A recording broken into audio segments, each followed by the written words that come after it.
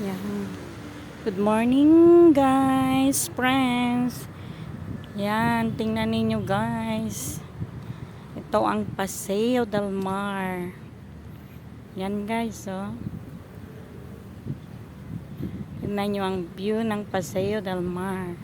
Dito lang yan guys sa Zamboanga. Yan, Paseo del Mar. Yan. Tinatawag na Paseo del Mar kasi malapit sa dagat guys. Yan doon, oh guys. Dagat na yan doon guys, oh. Ito ang Paseo del Mar.